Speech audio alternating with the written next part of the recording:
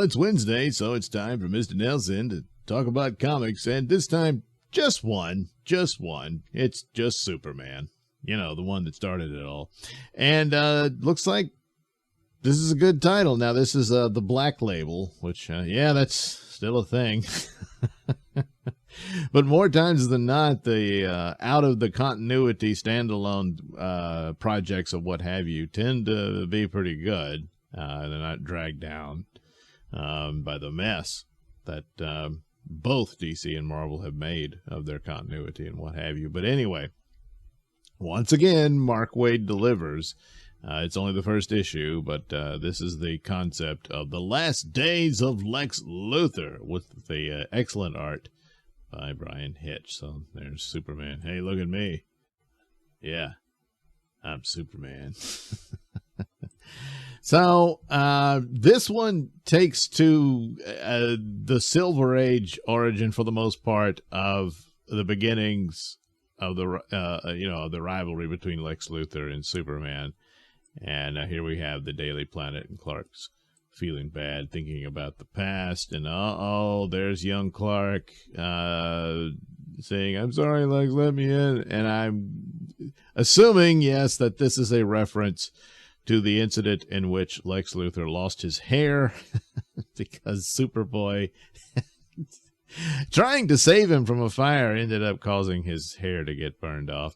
And Lex apparently was working on a cure for kryptonite for Superboy, and well, it didn't work out. So now I'm thinking that he's approaching this differently. He's not being Superboy or any of that.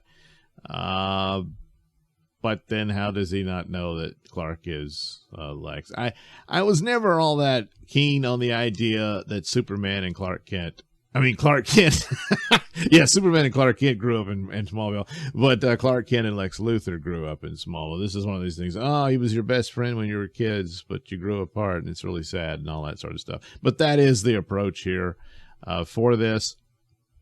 And I see it for narrative purposes. It will work out for this story, but I was never all that, because I mean, originally that wasn't the case. Lex Luthor was this villain. Superman encountered him, and they fought, and that's the relationship, over the years. But still, it posits something about Superman here. So Lex Luthor attacks this small island nation with this giant monster. It's got his colors, but then again, that's also Brainiac's colors. Maybe he stole it from Brainiac. I don't know. And he's tearing up the city, and all for the purpose to draw Superman out. And so there he is. Hi, got a minute? Well, it turns out, once again, Lex was fooling around with experiments on kryptonite, and it exploded in his face and bathed him in radiation. And so now he has maybe a week or two to live. And so he reaches out to Superman to find a potential cure for this. And Superman, what makes you think I would help you? And he says, because you're Superman. That's what you do. And of course, it's true, but it's compounded by the guilt that Superman feels about their past. Even though more than likely, that's all Lex's own fault. Got himself into that. But there's this guilty conscience that's a part of the aspects of Superman's morality that puts him in this. Yeah, he'll attempt to save even Lex Luthor, given the chance. So you got a good art piece about their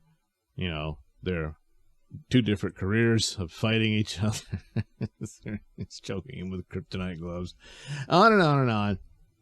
All that stuff. But then, he explains how, Lex Luthor knows him through and through, and that I know you're going to save me because, you'll do it.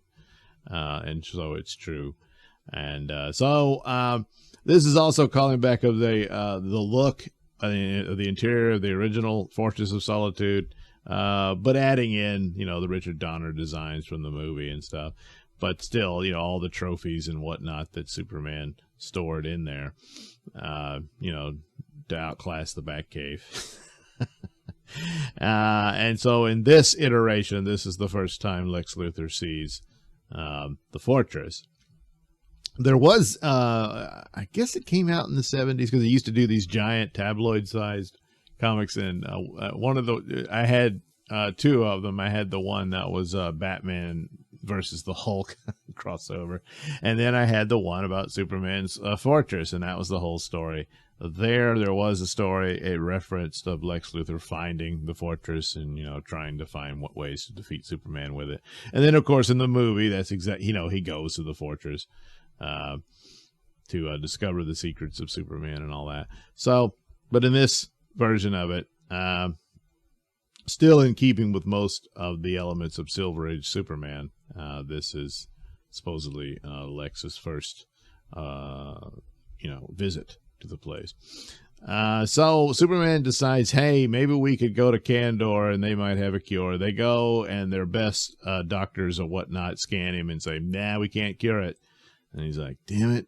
So he decides, well, we could buy some time by putting you in the Phantom Zone. So they go to the Phantom Zone. And again, this is very much how the Phantom Zone was depicted for the most part originally. And it probably still is, in different variations of it. But that is literally this ghost dimension, And really, the Supergirl movie probably got closer to what it's like than the Superman movie. But anyway, so he goes there. Well, they run afoul of all the of Zod and whatnot, and they're able to force him out, so he can't stay in the Phantom Zone because they get mad at him because he ends up not siding with them against Superman and all that.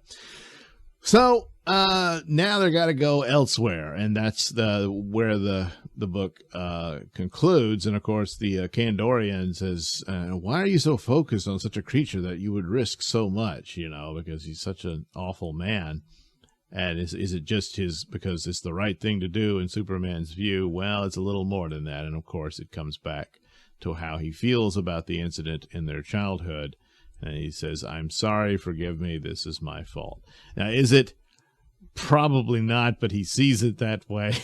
And Lex will see it that way, but but that's the stakes here of what's been set out on this story of Superman trying to save Lex Luthor. Now, of course, it is the heroic thing that's why he's good and Lex Luthor is evil. In that, even then, Superman will seek the redemption of his enemy. So, but again, there's this added element. He feels responsible for what happened, pushing him. But there's lots of examples of stories of Superman giving the villain a chance. He just recently did it in the ongoing current series with Metallo and stuff like that. And that's who he is. But anyway, the art is great. It's spectacular, and it's a cool narrative between these two. And so I enjoyed it, and we'll look forward to the rest of it. So despite my misgivings about Mr. Wade, he manages, for the most part these days, turn in really good work. And I would just wish that would be looked at as a template for the overall DC universe, and they would apply that. I think it would do really well for them. No signs of any of that happening, and not even in the movies, with the likes of James Gunn constantly praising crap like Tom King. So you get little snippets here and think, oh, what might have been, but at least you get the cool little snippets here. So anyway, there we go. Check out The Last Days of Lex Luthor.